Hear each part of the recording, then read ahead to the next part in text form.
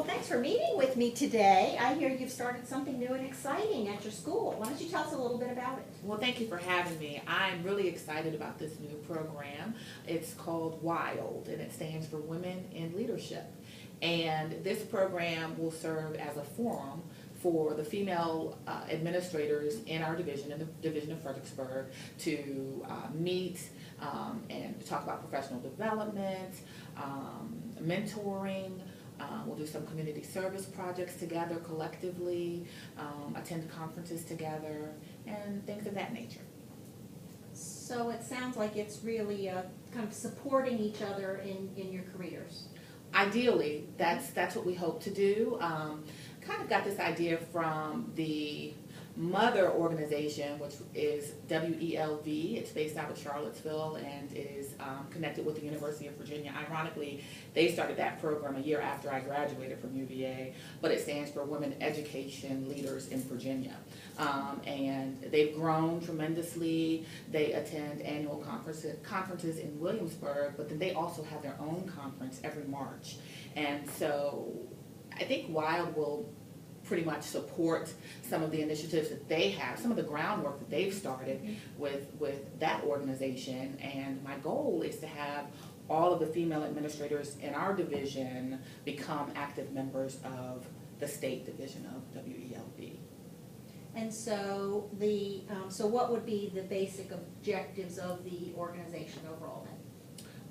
I foresee, and then like I said, this is something that's new, and so we'll talk and we'll brainstorm what we want to do. But my vision is to, like I said, establish that forum where women feel safe to talk about some of the concerns they have. Does a glass ceiling still exist?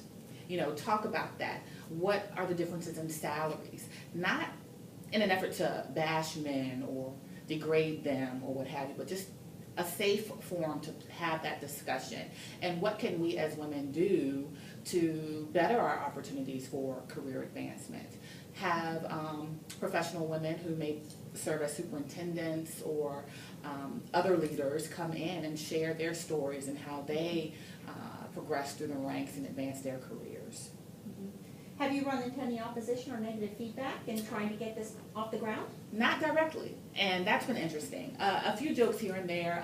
I've heard that some of the male members of our admin team have decided to create a group as well, and they'll call themselves MILD, standing for Men in Leadership. Ironically though, they consulted with one of the female administrators to develop their logo, if you will. So that speaks highly, I think, for the MILD group. But no direct opposition. Everyone's been very supportive, from our superintendent on down. So I'm very excited about it.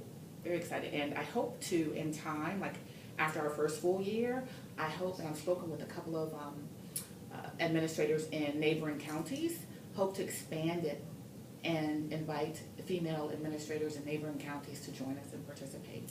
I just see us going out and maybe participating in walks together, just doing things for our communities as a unit. I'm very excited. Well, I know that schools receive federal funds, so in a way, wouldn't this be a violation of Title IX, having a women-only organization and not allowing men? I don't see it as a violation, and I'll tell you why. I think that we could definitely open it up to men, but the name of it is Women in Leadership, so the focus will be on finding ways to promote female leadership in our division.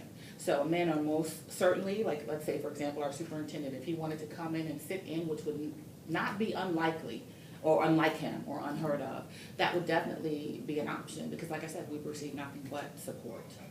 So no, I don't see how, with that caveat, it could be a violation of Title IX. So in other words, That's it a great really question. It's kind of started as a forum for women, but you would not exclude men. Correct, because as women, we understand and feel the frustration when we are excluded.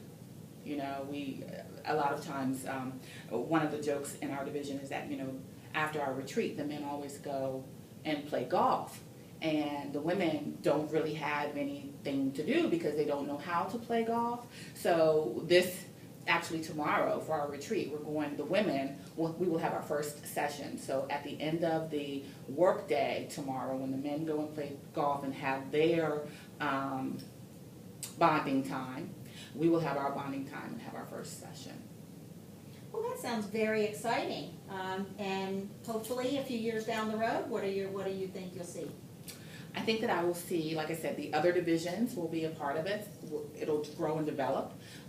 We'll do things to support the communities of Spotsylvania and Stafford. I mean, we're stone's throw away, you know, and it should not be so divisive. And really only because of my recent coursework through VCU have I met other female leaders in the neighboring counties and divisions. And so I'm hoping that in the next few years we will see the group grow and develop.